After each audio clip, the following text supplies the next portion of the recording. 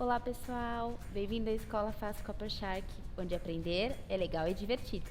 Se a pandemia bugou seus estudos, aqui é o lugar certo para recuperar o tempo perdido. Então, inscreva-se no canal, ative o sininho e deixe um like neste vídeo. Tudo bem? Prontos para aprender?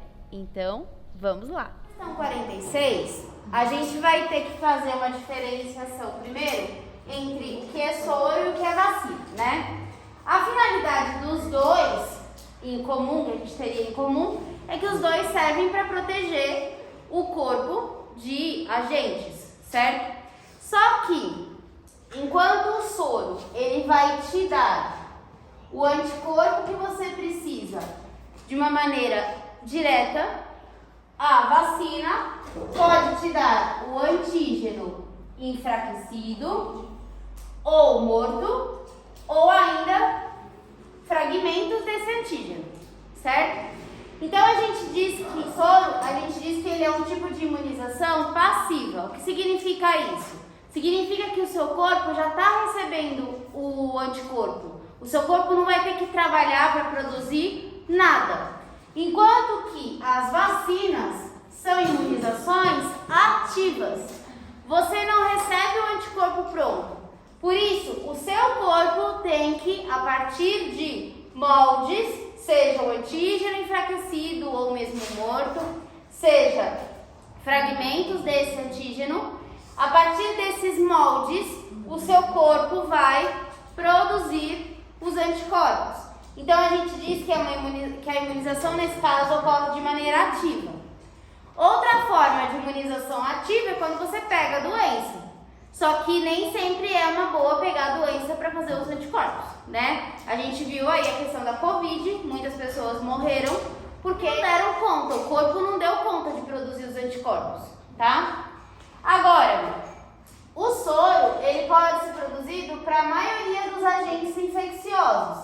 Por que eu pus maioria e não coloquei todos? Porque vai que tem algum tipo de agente infeccioso, sei lá, um verme, um parasita, que se você pegar, você não consegue com o soro resolver o problema. Então eu pus a maioria, tá? Além disso, os soros são muito conhecidos por serem produzidos para substâncias venenosas. Venenos de cobra, por exemplo, são os mais conhecidos, mais comuns, tá? Já as vacinas são exclusivas para viroses. Então, imaginem se o coronavírus não fosse um vírus, fosse uma bactéria, uma superbactéria, como as que existem em hospitais. A galera morre por causa disso. Porque não tem como você vacinar se for bactéria.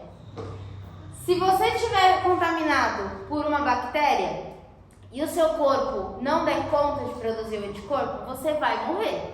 Não tem como você lutar contra uma bactéria por meio de uma vacina. Não existe vacina para bactéria. Vacina é exclusiva de vírus, tá? Então, no caso, quando a gente olha, se o coronavírus fosse uma bactéria, a gente teria muita gente que teria morrido porque não teria como fazer vacina. Ainda estaríamos todos 100% de máscara porque a contaminação continuaria sendo muito alta, tá? Tudo bem? Fala. O que faria para combater essas bactérias? Então, existem antibióticos que servem para matar exatamente as bactérias. Só que os antibióticos, eles, devido ao excesso de uso, podem gerar, não é bem gerar, eles podem permitir que surjam bactérias que são resistentes a esses antibióticos. E aí, quando a gente tem bactérias resistentes aos antibióticos, que são conhecidos, a gente tem as tais das superbactérias, que são muito comuns em hospitais. Por que acontece? Em hospital, teoricamente, né, a maioria dos hospitais a gente espera que seja assim, é 100% limpo, né, é um ambiente esterilizado, se preza pela limpeza. Só que o excesso de limpeza acaba colaborando para que quem é resistente a esses produtos se multiplique. Então, o que a gente costuma dizer? Que não é bom ficar internado muitos dias no hospital. Porque se você fica muito tempo no hospital, o seu corpo, além de ficar mais vulnerável, porque você fica debilitado, né, de estar internado e tudo mais. Além disso, existem antígenos lá, existem bactérias, por exemplo, dentro do hospital, que são exclusivas de hospital. E aí, se você tá lá, você já tá com o sistema imunológico meio debilitado, aí você fica num lugar que tem essas bactérias que são muito poderosas, a chance de você pegar e morrer é muito grande. Então, quando a gente vai em hospital, a gente tem que ter cuidados excessivos? Sim. Porque, por exemplo, você vai lá no hospital, aí você chega do hospital, a primeira coisa que você tem que fazer é jogar a roupa que você tiver dentro do cesto de roupa suja ou dentro da máquina para lavar. Você não vai chegar com a roupa do hospital e deitar na sua cama, porque você sentou no hospital, você não vai pisar com o tênis que você pisou dentro do hospital, dentro da sua casa. São cuidados que a gente precisa continuar tendo, principalmente quando você vai em lugares contaminados, como é o hospital. O hospital é lugar contaminado, sim. Lugar que tem muita gente, que tem muita passagem, muita circulação, é lugar contaminado. Então a gente não pode se dar o luxo de ignorar esses fatores. Lembrem-se sempre que tem um ditado que diz: a ignorância é uma bênção. Então quando você ignora, quando você desconhece alguma coisa, tudo bem você falar: ah, eu não sabia, nossa, tipo uma criança pequena que tá brincando no chão do hospital, tipo, se joga no chão, põe a mão tudo no chão e põe a mão na boca. Gente, uma criança, por exemplo, de 2, 3 anos, que costuma fazer isso, a criança não entende ainda que, tipo, tem seres ali naquele chão que podem causar doenças piores do que aquele que tá ali no hospital, pelo motivo que ele tá ali. Então, vocês já entendem muito bem essa situação e vocês precisam tomar cuidado com a própria saúde. Porque se você não cuidar de você mesmo, ninguém vai cuidar. Se você não prezar pela sua saúde, ninguém vai prezar. Certo? Então, chegou em casa, por exemplo, escola é um lugar de alta contaminação. Tanto que foi um dos primeiros lugares que foram fechados na pandemia. Porque o contato é muito grande. Chegou em casa, você não vai ficar com a roupa que você sentou no chão, que você jogou bola, que não sei o que, deitar na sua cama com uma roupa dessa. Gente, é um negócio totalmente contaminado. Não é uma coisa que você vai usar pra ficar dentro da sua casa. No máximo, sei lá, você quer usar a mesma calça que eu uso a mesma calça 2, 3 dias. Eu deixo ela no varal lá fora e deixa lá, entendeu? Tipo, não vou ficar deitando com ela na minha cama, entendeu? Isso que eu ainda tomo mais cuidado. Não é o caso de muitos de vocês, né? Que às vezes, tipo, eu chego, passo assim, tá sentadão lá no chão, e não tá nem aí e tudo mais, tá? Então, assim, tomem cuidado, beleza? E cuidem de si mesmos. Agora vamos ver a questão. Embora algumas doenças prevenidas por meio da vacinação tenham se tornado raras em alguns países, os agentes infecciosos que as causam continuam a circular e, em um mundo altamente interligado, podem atravessar fronteiras geográficas e infectar qualquer pessoa que não esteja protegida. Foi o que aconteceu na Covid. O vírus se alastrou pelo mundo inteiro, devido à alta circulação de pessoas entre os países. Certo? E de mercadorias também, porque a gente sabe que vem podia vir também pelos produtos, né?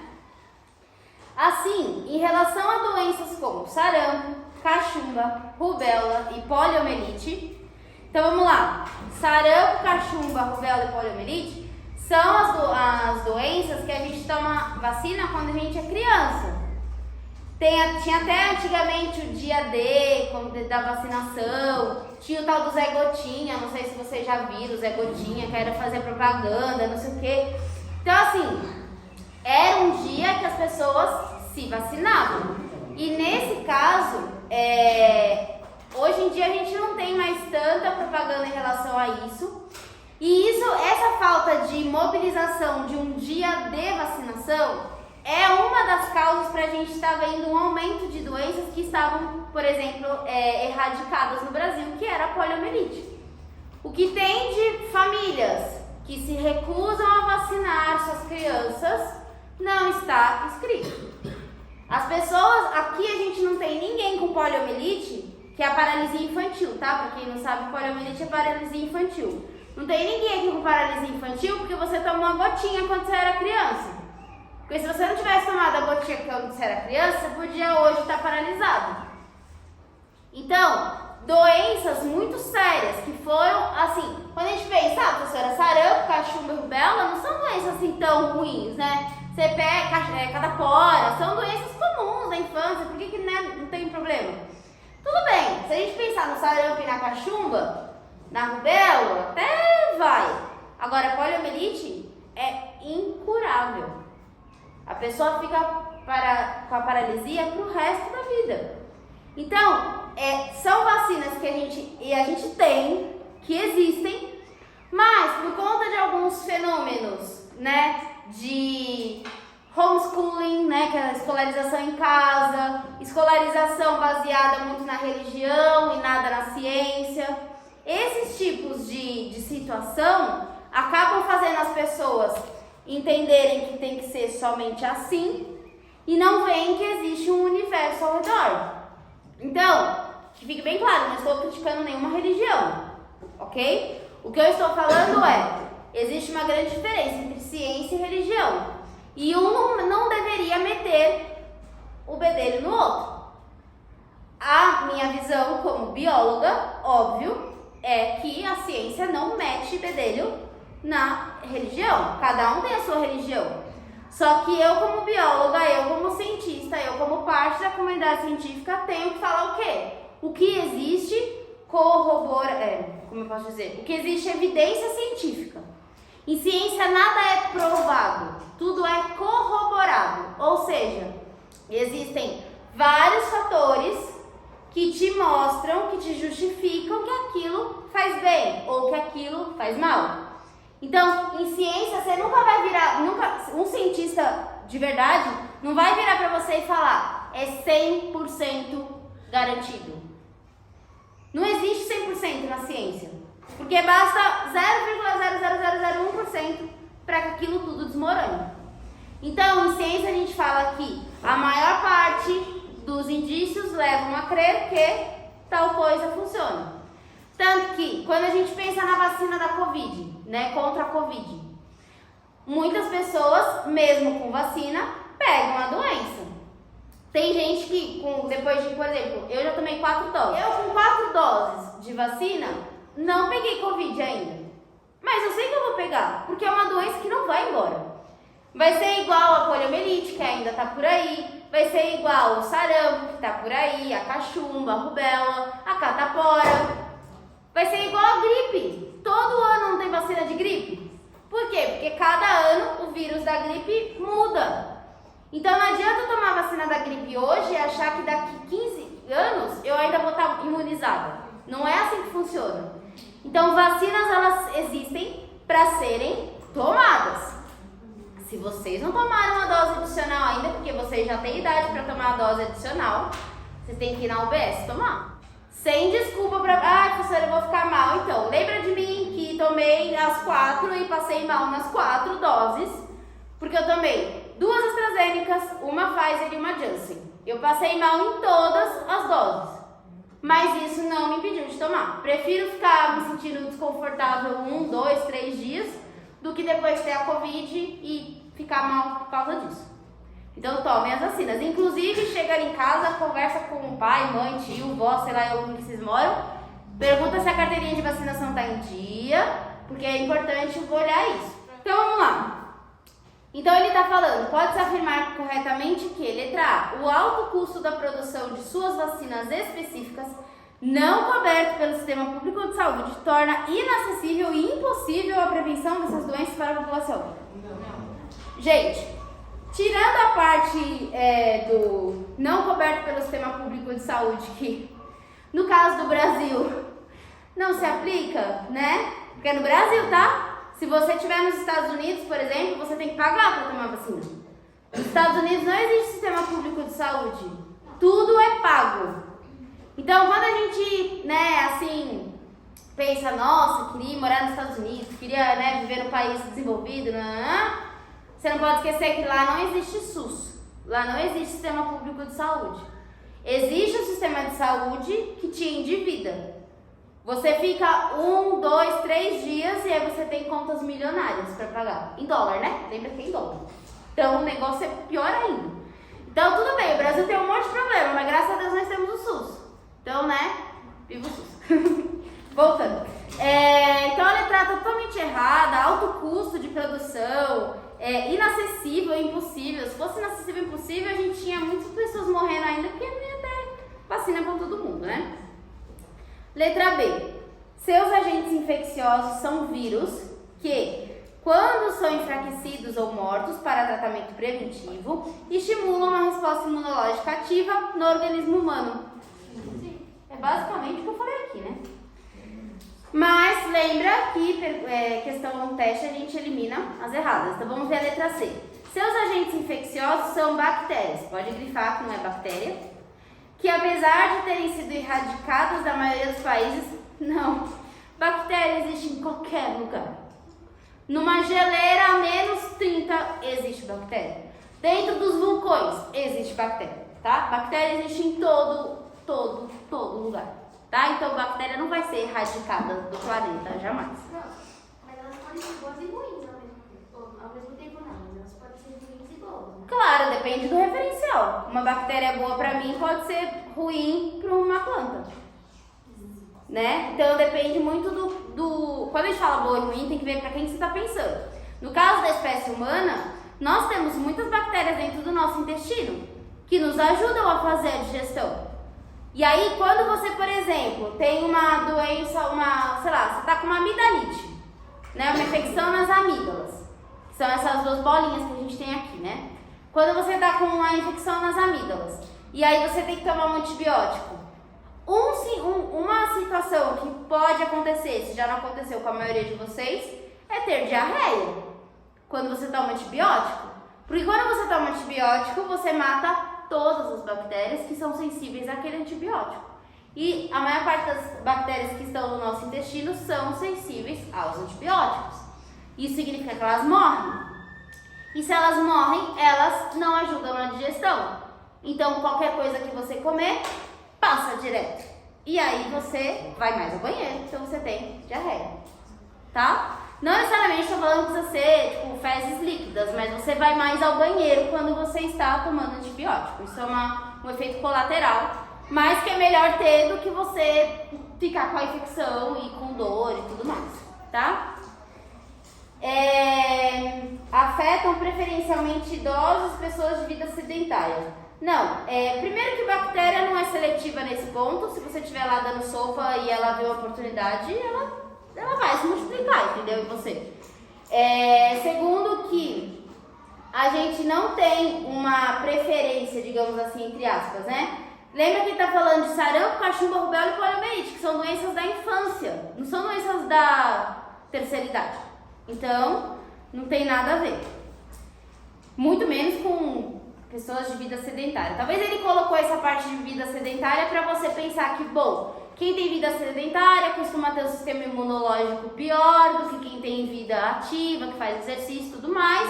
Então, deve ser relacionado a isso que ele está falando, mas não é. Letra D. A produção de vacinas específicas para cada uma delas é feita atualmente em pequena escala a partir da hiperimunização de cavalos. Então, vacina que é vacina produzida em larga escala e não em pequena escala. E hiperimunização de cavalos é o que a gente faz para produzir soro.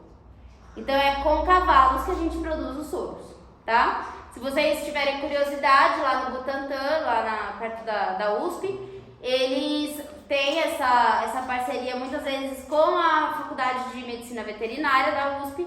E aí eles fazem imunização nos cavalos que estão nos aras lá da USP. Mas eles fazem com o cavalo? Então, eles óbvio que não vão colocar uma quantidade estúpida para matar o cavalo, né? A ideia é assim, por exemplo, pensando em venenos de cobra. Por que eu falei do Butantan? Porque no Butantan tem cobra. Então, a gente pega porções pequenas de veneno e aí coloca dentro do cavalo. Aí o cavalo consegue combater aquelas porções bem pequenas de veneno e produz anticorpos. Depois você vai lá e tira os anticorpos do cavalo e transforma isso em soro. Entendeu? Então tem que ser o cavalo, porque normalmente o cavalo é mais parrudo, né? Ele aguenta mais as coisas e tal. Não estou falando que é certo, que é errado. Só estou falando que tem que ser um animal de grande porte e de preferência mamífero para produzir os anticorpos que sejam parecidos com os seres humanos, por exemplo. Tá? E um parênteses, em relação à cobra, se algum dia vocês forem mordidos, mordido, tá? Cobra não pica. Cobra morde, cobra tem dente, cobra tem mandíbula. Então cobra morde. Se algum dia vocês forem mordidos ou conhecerem alguém que foi mordido, se possível, leva a cobra. Se der pra levar ela morta, é melhor nesse caso, né? Porque senão você vai levar mais mordida no caminho. Mas levem a cobra. Por quê? Porque é muito difícil você dar um soro. Não existe soro genérico. Não existe um soro que valha para todas as cobras. Então, se você, por exemplo, foi mordido por uma coral verdadeira e você acha que era aquilo, você não entende nada de cobra, e aí você olha para aquilo e fala, não, era uma cascavel. O soro da cascavel não resolve para mordida de coral. Então, é importante que, se possível, nessa situação, não tô falando que é para caçar cobra, para matar as cobras. Não é isso que eu falei. O que eu tô falando é, se você tiver desavisado numa trilha, né, fazendo tudo errado, vai de chinelo, começa por aí, tá errado, vai sem perneira, que é um negócio que a gente coloca até aqui assim pra evitar a mordida de cobra, e tá num lugar que você não conhece, porque você tem a arrogância da espécie humana que acha que o ambiente é seu e você tem direito de usufruir. Aí você foi mordido por uma cobra. Nessa situação, agora você tem que ser, digamos assim, egoísta e pensar em você. Então, pegue a cobra. Se possível, leve a cobra. Porque assim, professora, eu tiro foto. Então, só que as diferenças da coral verdadeira para a coral falsa são bem pequenas. A coral falsa não é venenosa, a verdadeira é. A cascavel é mais fácil de identificar porque ela tem um chocalho bem proeminente que fica batendo toda vez. Mas vai que você, desavisado e desconhecedor das cobras, vira e fala, eu fui mordido por uma coral e era uma cascavel. E aí você vai receber o soro errado. Então, se possível, leva a cobra. Se não der pra levar ela viva, e se mata. Mas leva a cobra, tá? Só tirar foto às vezes não resolve. Porque a coral verdadeira, uma das diferenças da coral verdadeira para a coral falsa é a barriga. A coral verdadeira ela é inteira, digamos assim, listrada. Enquanto que a coral falsa, a barriga dela embaixo é uma cor só. Normalmente o que eles, se tiver, né? Porque tem essa coisa, se você leva a cobra, aí ele consegue ter certeza que ele tá te dando o soro verdadeiro, o soro certo. Agora, vamos supor que você tá, você vai para um hospital público perto de onde você estava fazendo a trilha. A chance de acontecer, de você nesse hospital não ter soro é muito grande. Então eles vão te dando antibiótico para saber se você aguenta com a situação toda. E, se possível, eles pedem para mandar o soro dos institutos, tipo do Butantan, se você estiver em São Paulo. Tá? Mas é importante vocês terem a cobra em mãos, porque daí o soro verdadeiro vai ser o soro utilizado. Letra E. Seus agentes infecciosos foram eliminados totalmente da maioria dos países, tornando desnecessária a aplicação de medidas preventivas. Tá, isso está errado por dois motivos. Primeiro, porque a gente nunca pode dizer que... Nunca não, mas a gente precisa de um tempo, né, uma escala tem uma quantidade exata de anos, eu não vou saber falar agora qual que é essa medida exata de anos, mas tem uma quantidade de anos que você tem que observar na população em geral, de todos os países, para ver se naquela população não teve reincidência de doença. Por exemplo, uma doença que a gente pode dizer hoje que está erradicada é a varíola. Sabe a varíola que a gente toma que todo mundo tem a cicatrizinha? Você toma quando você é criança, quando você é bebê. Então, a varíola é uma doença que a gente pode dizer que atualmente no mundo foi erradicada porque já se passaram muitos anos e não houve uma reincidência. Se não me engano, é 50 anos que tem que observar que não tem um caso, não pode ter um caso. Agora, vamos supor que essa moda de não vacinar os bebês e tudo mais pegue e o vírus da varíola ainda esteja circulando, né? O que vai acontecer? A pessoa vai ter a varíola. E a varíola é uma doença muito feia. Quando eu digo feia, é porque ela deforma as pessoas. Antes de matar, ela deforma. Então, você fica cheio de bolhas, de pus, no corpo inteiro. Então, quando você observa o físico da pessoa que tem varíola, né, que teve varíola, é um monte de bolha no rosto, no corpo inteiro, e depois essas bolhas de pus estouram. E aí imagina a situação que fica, porque dói. Qualquer bolha de pus, se às vezes uma espinha dentro do nariz, por exemplo, dói, imagina uma bolha de pus explodindo na sua cara, entendeu? Então assim, é uma doença que a gente pode dizer que foi erradicada, que foi retirada, mas ela só vai continuar desse jeito se a gente continuar tendo vacina. Então, essas doenças que ele citou aqui no exercício, são doenças que a gente tem ainda, que ainda existem. Bom, então a gente vai para a letra B. Beleza? Sim. Dúvidas?